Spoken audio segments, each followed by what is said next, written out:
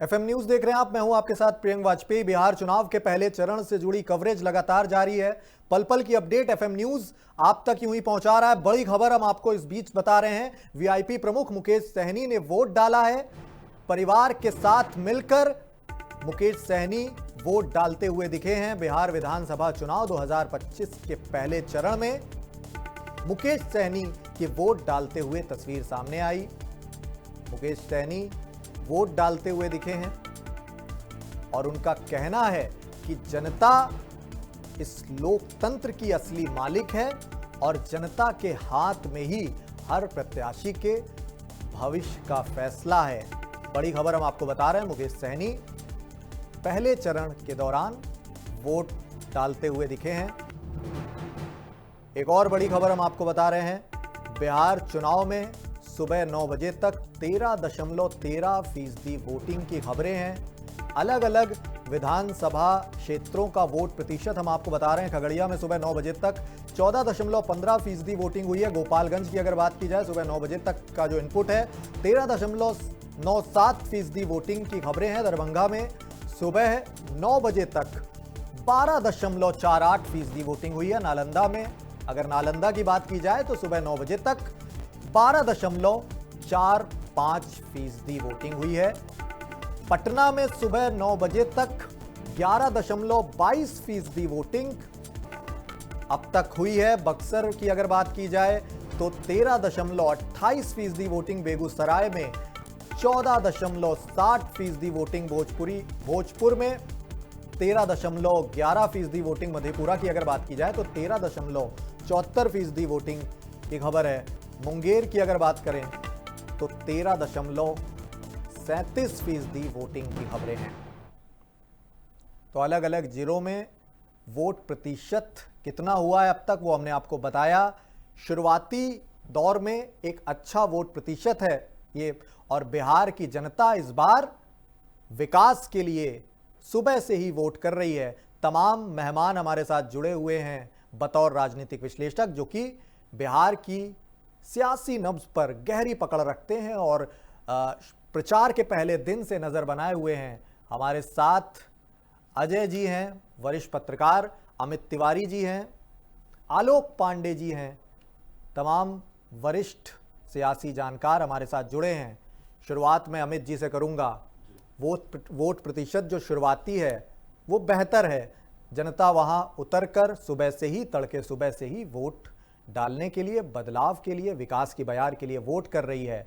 तेजस्वी यादव सरीखे नेताओं का और तमाम अलग अलग नेताओं का बयान भी सामने आ रहा है। राहुल गांधी ने बीते रोज, एक बड़ा मुद्दा भी है कि राहुल गांधी ने बीते रोज जो प्रेस कॉन्फ्रेंस की है आज सुबह चिराग पासवान का, उसको लेकर पलटवार सामने आया है कि भाई अगर इतना ही वोट चोरी हुई है तो आप कोर्ट क्यों नहीं चले जाते, कोर्ट आपको जाना चाहिए। कांग्रेस की स्थिति जरूर समझना चाहूंगा इस बार बिहार चुनावों में क्या है।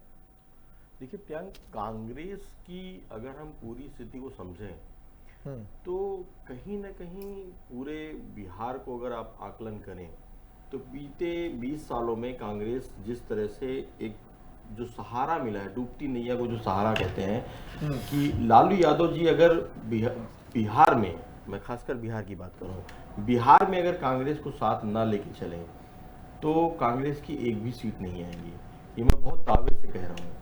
दूसरी सबसे बड़ी चीज़ जो आपने कहा कि एक दिन पहले जो उन्होंने प्रेस कॉन्फ्रेंस करी है, प्रेस कॉन्फ्रेंस में उन्होंने हरियाणा का भी जिक्र किया, उन्होंने महाराष्ट्र का भी जिक्र किया, उन्होंने बिहार का भी जिक्र किया। चुनाव आयोग ने सीधे तौर पे ये कहा कि अगर आपके पास इतनी पुख्ता जानकारी थी, इतने पुख्ता सबूत थे, तो आपने उस समय शिकायत क्यों नहीं की। अगर ब्राज़ील की एक महिला का एक जो मॉडल है वहाँ की फ़ोटो दिखा रहे हैं आप और ये बता रहे हैं कि उसका जो है नाम जो है हरियाणा के चुनाव में था, हरियाणा के चुनाव में उसके वोटर लिस्ट में उसका नाम था, तो उस समय आपने ये जानकारी साझा क्यों नहीं की। अब हम बात करते हैं जिस तरह से उन्होंने कहा कि एक दादरी में एक पता है जहाँ पे शून्य, उसका कोई वहाँ पे कहीं पे 60 लोगों का नाम रजिस्टर्ड है, कहीं पे 20 लोगों के नाम रजिस्टर्ड है, कहीं पे 10 लोगों के नाम रजिस्टर्ड है। और बिहार का एक जो परिवार वहाँ पे उस प्रेस कॉन्फ्रेंस में था, उन्होंने ये बताया कि हमारे गांव के करीब 160 लोगों के वोट काट दिए गए और जो नए नाम जुड़ने थे वो लगभग 150 नाम जुड़ने थे जो कि जोड़े ही नहीं गए। तो ये एक गंभीर मुद्दा भी है। सरकार में जो लोग बैठे हुए हैं इन मुद्दों को अगर डाइवर्ट करना चाह रहे हैं तो बेशक कर सकते हैं, लेकिन जो संस्थाएं हैं, चुनाव आयोग के पास जो संस्थाएं हैं, कहीं ना कहीं उनको इस मुद्दे को गंभीरता से लेना चाहिए, एसआईआर के मुद्दे पे, और काम करना चाहिए। गड़बड़ियां हैं ये बिल्कुल पुख्ता है, इसमें कहीं कोई संशय नहीं है। सुप्रीम कोर्ट तक लोग गए थे और वहां पे भी आधार कार्ड को, जिस आधार कार्ड को हर आपके हमारे बैंक से लेके हर उस जरूरी डॉक्यूमेंट्स का हिस्सा है, उस हिस्से को उन्होंने दरकिनार कर दिया था बिहार में जब एसआईआर का मुद्दा हो रहा था। ठीक है अमित जी, लौटूंगा आपके पास। हमारे पास पूर्व चुनाव आयुक्त मोहम्मद आमीन जी जुड़े हुए हैं। खबरें लगातार प्रथम चरण से जुड़ी शुरुआती जो खबरें आई उसमें कुछ खबरें ईवीएम की खराबी और एक दो स्थानों से कुछ कैश की बरामदगी की भी खबरें आई। सत्ता पक्ष से जुड़े लोग इस तरह की खबरों को आम बताते हैं कि पिछले चुनावों में भी ये कोई नई खबर नहीं है। ईवीएम खराब होती है तुरंत ठीक हो जाती है। कैश की बरामदगी भी कोई पुष्ट खबर नहीं है। उनका कहना है कि कैश की बरामदगी भी आम बात है। इस तरह का सत्ता पक्ष, लेकिन विपक्ष लगातार इस तरह की जब खबरें आती हैं तो प्रशासन को सीधे तौर पर सवालों के घेरे में खड़ा रखता है। कैसे देखते हैं आमीन साहब इन खबरों को? देखिए, जहां तक सवाल है इलेक्शन कमीशन का, इलेक्शन कमीशन जो है हमेशा निष्पक्ष चुनाव कराने की कोशिश करता है और अपने स्तर से कभी भी किसी पार्टी को या स्टेक होल्डर को सब उसके लिए बराबर है, संविधान के अंतर्गत भी बराबर है और हमेशा किसी को ऐसी छूट नहीं दी जाती कि वन वे ट्रैफिक चले, यानी एक तरफ से वो करे। आपने देखा अभी कि इलेक्शन कमीशन ने, अगर वहाँ पर सरकार होती तो शायद जो मोकामा का केस हुआ उसमें वो अरेस्ट नहीं होते, इमीडिएटली उनका अरेस्ट हुआ, डीजीपी एक्शन में आए और भी चीज़ें जो आगे होनी हैं वो भी हुई। और आप कहेंगे कि सेंटर का मिनिस्टर ललन सिंह, उसके खिलाफ भी वहाँ मोकामा में एफआईआर हुई है। ये सब क्या दर्शाता है? ये सब दर्शाता ये है कि इलेक्शन कमीशन अपनी जगह चुस्त दुरुस्त काम कर रहा है। जहाँ तक सवाल अभी आपने पूछा कि वहाँ पर ईवीएम खराब हुई, ईवीएम देखिए जनरल सी बात है, ईवीएम खराब होती है, कोई दिक्कत नहीं है। क्यों? क्योंकि हमारे यहाँ जो ईवीएम के लिए सेक्टर मजिस्ट्रेट होते हैं, जो हमारे यहाँ पोलिंग स्टेशन होते हैं, उन पोलिंग स्टेशन के एवरेज में हमारे पास ज़्यादा जो है ईवीएम मशीनें होती हैं जो सेक्टर मजिस्ट्रेट के अंडर में होती हैं और वो वहाँ पर राउंड मार रहे होते हैं या फ़ोन जैसे ही आता है इमीडिएटली वो रिप्लेस हो जाती हैं। ये और मैं बता दूं, इलेक्शन कमीशन का ये ठीक नहीं की जाती है। ठीक नहीं, वाजपेयी जी पूरी सुन लीजिए बात, वो ठीक नहीं की जाती, वो इमीडिएटली रिप्लेस कर दी जाती है, उनको हटाया, दूसरी मशीनें दे दी गई।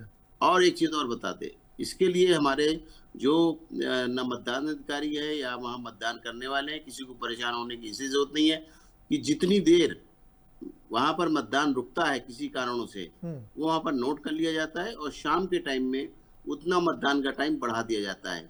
हमें कोई प्रॉब्लम नहीं होती, मतदान रात को 12 बजे तक भी कराया जा सकता है समय का देखते हुए।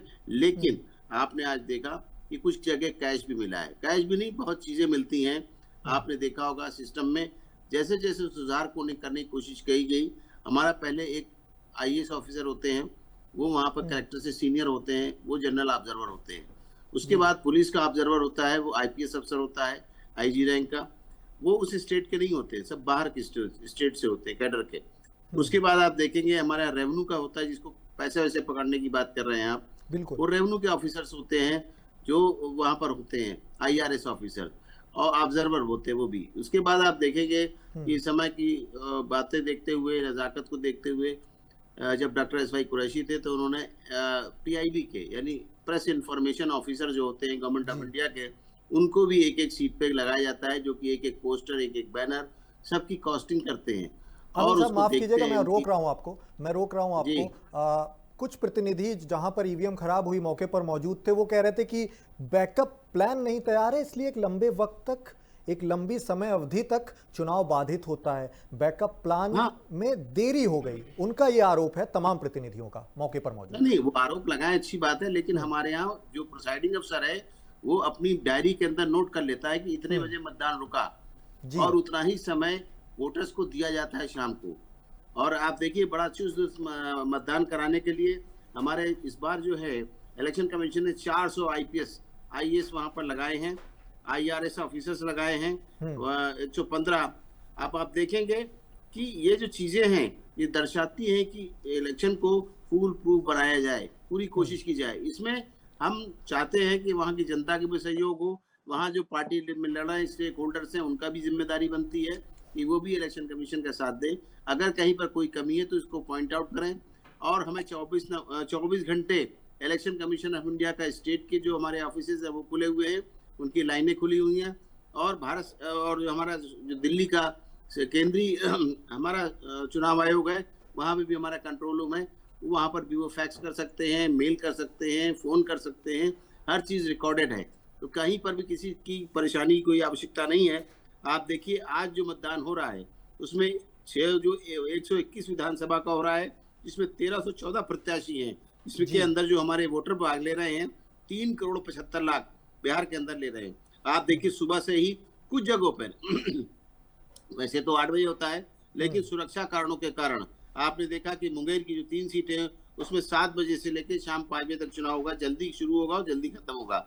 जिसमें तारापुर है, मुंगेर है, जमालपुर है, सिमरी है, बख्तियारपुर है, महिषी है, सूर्यगढ़। इन असेंबली कॉन्स्टिट्यूंसी में 7 बजे से 5 बजे तक होगा और हर तरफ चुस्त दुरुस्त व्यवस्था रखी गई है और विजिलेंट रखा गया है और हर एक का पोलिंग एजेंट होता है। इसमें कोई परेशानी नहीं है, वो पॉइंट आउट कर सकते हैं। हर एक पार्टी का पोलिंग एजेंट हर असेंबली में है।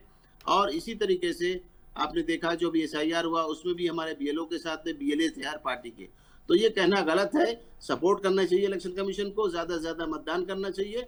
और कोई भी परेशानी है, कोई प्रॉब्लम है तो हमारे वहाँ पर ऑब्जर्वर मौजूद है, उनके नंबर मौजूद है, उनसे इमीडिएटली कांटेक्ट कर सकते हैं, मिल भी सकते हैं। ठीक है आमिन साहब, आप बहुत महत्वपूर्ण जानकारी दे रहे हैं और आपके पास चुनाव आयुक्त का जिम्मा भी रह चुका है। EVM को लेकर एक और बड़ा मुद्दा था। बीते रोज राहुल गांधी की प्रेस कॉन्फ्रेंस में उन्होंने वोट चोरी का भी काफी आरोप लगा दिया कि अलग अलग राज्यों में वोट चोरी हुई। क्या ये संभव है? राहुल गांधी के इस तरह के आरोपों को आप किस तरह देखते हैं? नहीं, वो कहीं वोट रखे नहीं होते जो चोरी हो जाएंगे। मैं आपको इसमें चैलेंज करता हूं कि अभी आप बैठे हुए हैं और अपना आप साइट पे वोट देखना चाहते हैं तो आप अपनी साइट पे जाएंगे, तो जब आप जाएंगे तो आपके नंबर पे जब सर्च करेंगे तो आपके नंबर पे एक OTP आएगा। अगर OTP आएगा, जब आप OTP उसमें डाल देंगे साइट के ऊपर, तब आपको अपना वोट दिखेगा कि आपका वोट है या नहीं है, या कहाँ पे इनरोल किया गया है। ये है व्यवस्था। अब बहुत ज्यादा ही सख्ती हो चुकी है। वोट चोरी का सवाल ही नहीं उठता है कि वोट चोरी कोई रखी हुई रकम नहीं है या कोई ऐसी चीज नहीं है जो रखी हुई इसको लेके भाग गया या चोरी कर लिया। ये बड़ा सिस्टम कॉम्प्लिकेटेड है। ठीक है, ठीक है, मैं लौटूंगा आपके पास। सियासी जानकार अमित तिवारी जी हमारे साथ जुड़े हुए हैं। अभी आमिन साहब ने बताया कि वोट चोरी किसी भी तरह संभव नहीं, निराधार आरोप हैं राहुल गांधी के इस तरह के, और सियासी लाभ लेने के लिए पहले चरण के पहले इस तरह की प्रेस कॉन्फ्रेंस आयोजित की गई। कैसे देखते हैं इस बयान को? देखिए अमित जी, जो आमिन साहब बता रहे हैं जानकारी बिल्कुल सुदृढ़ है और सही तरीके से उन्होंने अपनी जानकारी को साझा किया है, क्योंकि पूर्व में वो चुनाव आयुक्त रहे हैं। निश्चित तौर पे चुनाव आयोग हमेशा निष्पक्ष होता है और निष्पक्ष होकर ही चुनाव हो पाते हैं। ये एक हमारी सकारात्मक प्रक्रिया है। लेकिन जो राहुल गांधी कहना चाह रहे हैं वो एक पुख्ता सबूत है। यहाँ पे वोट चोरी की जो बात है वो ये कह के की जा रही है कि आपने वोट को काट दिया। जब अगर लोकसभा में उसने वोट डाला है तो विधानसभा की जो आपने लिस्ट जारी करी, वोटर लिस्ट जारी करी है, तो उसमें आपने उनका नाम कैसे कट गया? दूसरा, जब SIR हो रहा था तो आपने कहा बहुत सारे लोग बाहर रहते हैं, अगर कोई व्यक्ति घर में नहीं मिला, ऐसे भी बहुत वाकया हुए कि लोग खेत में काम करने गए थे या पटना गए थे या कहीं बाहर गए थे या उत्तर प्रदेश में ट्रैवल कर रहे थे, तो जानकारी ये मिली कि BLOs गए वहां पे, उन्होंने उनका नाम काट दिया वहां से। अभी एक परिवार जो कल उनके प्रेस कॉन्फ्रेंस में था मौजूद, उन्होंने कहा कि 150 वोट जोड़ने थे, नए वोट, जो नए युवा जुड़ना चाहते थे वोटिंग राइट से, उनको वंचित रख दिया गया। तो वोट चोरी का मुद्दा सिर्फ वोट चोरी ये नहीं कि सिस्टम में आप जाके अपनी OTP डाल के अपना वोट देख लीजिए, जब आपका नाम ही नहीं होगा वोटर लिस्ट में तो वो क्या चुनाव आयोग की साइट पे जाएगा और अपना वोट चेक करेगा? लेकिन मुद्दा ये है। लेकिन अमित जी, वो जिस लड़की रिंकी नाम था उसका, शायद रिंकी के पास मीडिया हाउस एक पहुंचा तो उसने कहा कि मेरा जो नाम बदला गया था, मैंने तो अपना वोट डाला है जाकर, और उन्होंने ही राहुल गांधी के आरोपों को निराधार बना दिया जिनका उन्होंने हवाला दिया था, जिस रिंकी का। मैं कल के जो प्रेस कॉन्फ्रेंस है मैं उसका जिक्र कर रहा हूँ। कल की ही प्रेस कॉन्फ्रेंस में जिस लड़की का नाम बदलकर वोट डालने की बात कही, उसी रिंकी ने बोल दिया कि जो लोग ये जो आप मुद्दा बता रहे हैं प्रियंक जी, ये सिर्फ वहां पे ही नहीं होता। मैं एक सोसाइटी का मुद्दा बताता हूँ बहुत करंट में। अभी आपने एक फ्लैट लिया, 5 साल पहले आपने उस फ्लैट को बेच दिया था। अब अगर आप एओए जो बैठी हुई है, जो वहां पे एओए है, जो सत्ताधारी पार्टी है, अगर वो जो है चुनाव अधिकारी जो भी अपॉइंट होता है, अगर वो लिस्ट जो जारी कर रही है, अगर वो गलत लिस्ट जारी कर रही है, तो आप ये समझिए कि जो लोग वहां 2 साल से रह रहे हैं उनका नए वोटर लिस्ट में नाम ही नहीं ऐड किया गया है। एक गंभीर मुद्दा है। वही बात मैं कह रहा हूं, जो बीएलओज गए वहां पे, आपने देखा होगा जब बिहार में एसआईआर हो रहा था तो जो बीएलओज वहां पे जा रहे थे, बहुत सारे मीडिया बंधु आप ही लोग कवरेज कर रहे थे, और वहां पे देखा कि पहले दिन जब फॉर्म साइन हो रहे थे तो 10 इंफॉर्मेशन मांग रहे थे, और फॉर्म आना 1 2 3 4 5 10 फॉर्म तक आते थे। और जैसे ही उसमें लोगों ने कहा कि सवालिया निशान उठाया कि ये डॉक्यूमेंट्स नहीं देने, ये डॉक्यूमेंट, चुनाव आयोग ने कहा कि आप फॉर्म भर के दे दीजिए, बाकी जो जानकारी है आपको अटैच करने की जरूरत नहीं, अपने डॉक्यूमेंट्स भी अपलोड करने की जरूरत नहीं, आप मोबाइल से अपलोड कर सकते हो।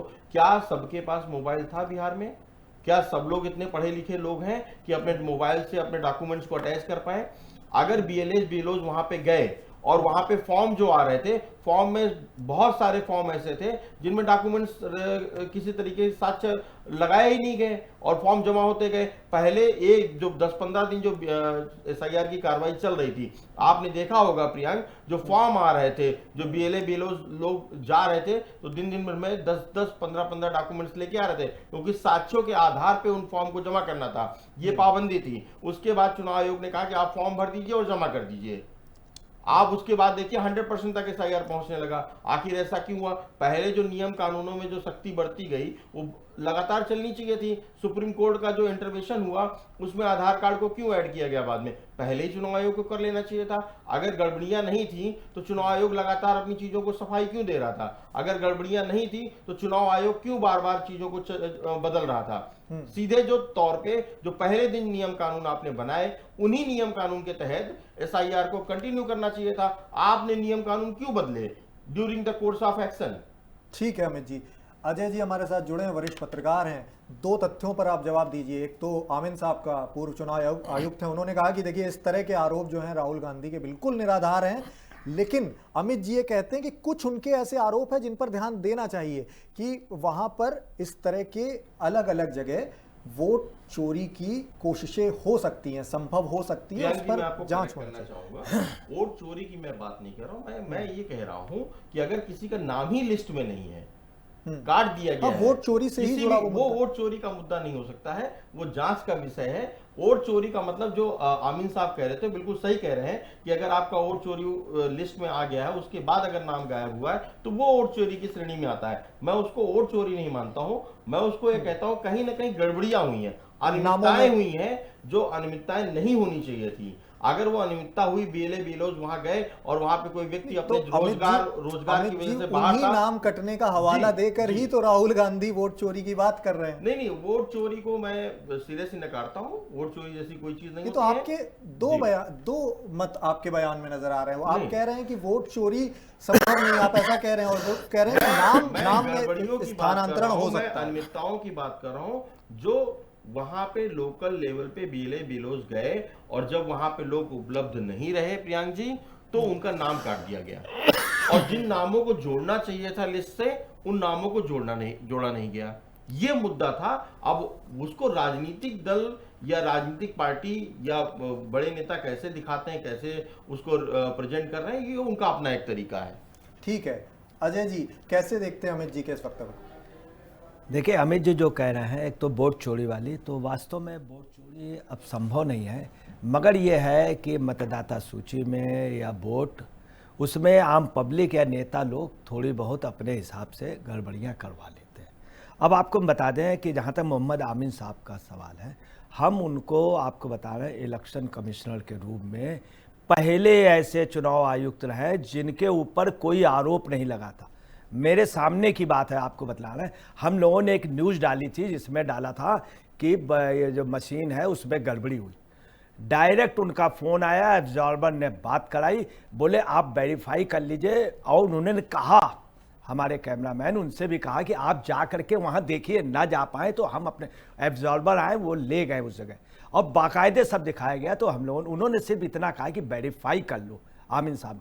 बाद में हम लोगों ने सॉरी बोला। आपको लौटूंगा आपके तो साथ, आमिन साहब का जहाँ तक अजय जी लौटूंगा आपके साथ। हमारे साथ वरिष्ठ पत्रकार विश्वेंद्र जी मौजूद हैं। विश्वेंद्र जी, आप अलग अलग हमारे पैनल में मेहमानों का रिएक्शन भी सुन रहे हैं और राहुल गांधी का बीते रोज जो आरोप सामने आया कि वोट चोरी हुई है, मतदान प्रभावित करने की कोशिश की गई है, मतदाता सूची में नाम स्थानांतरण करने की कोशिश की गई, उसके पलटवार में एनडीए से जुड़े नेता चिराग पासवान सरीखे नेता ये कहते हैं कि भाई वोट चोरी हुई थी, अगर इतना ही डंका पीट रहे हो तो कोर्ट जाते, यहां पर आके प्रेस कॉन्फ्रेंस करके क्या फायदा, बस सियासी लाभ लेने की कोशिश है। कैसे देखते हैं विश्वेंद्र जी बयान? वाजपेयी जी बिल्कुल स्पष्ट है, कहीं कोई चोरी की संभावना नहीं है, ना चोरी हो रही है।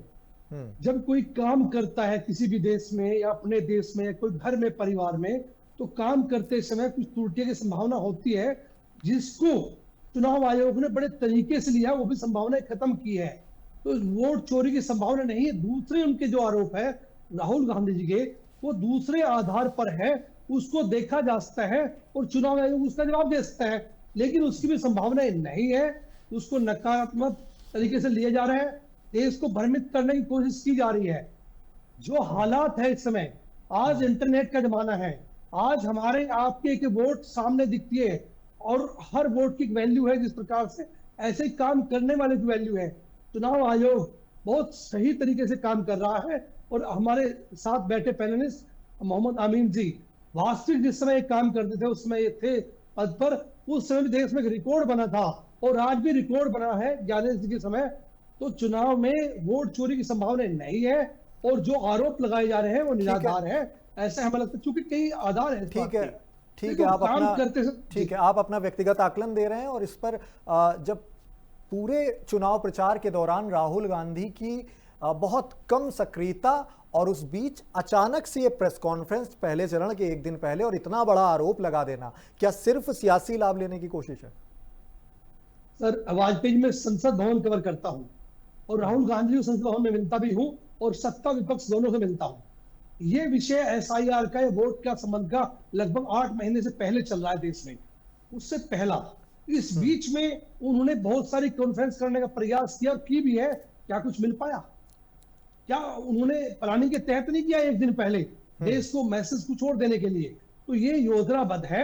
ये अगर उनकी दिक्कतें हैं, उन्हें परेशानियां लगती है चुनाव आयोग से, चुनाव आयोग हमारे देश के अधिकारी हैं, हमें उनका सम्मान करना है। उनकी गलतियां जरूर हो तो बताएं जरूर, कौन मना करता है, लेकिन आधार पूर्वक। अगर जिस आधार से वो बता रहे हैं वो आधार फिट नहीं बैठते, उसको कल हमने भी अच्छी प्रकार से देखा, महसूस किया, लेकिन उन्होंने योजनाबद्ध एक दिन पहले बिहार के चुनाव से। ठीक है विश्वेंद्र जी, मैं लौटूंगा आपके पास। फिलहाल एक वक्त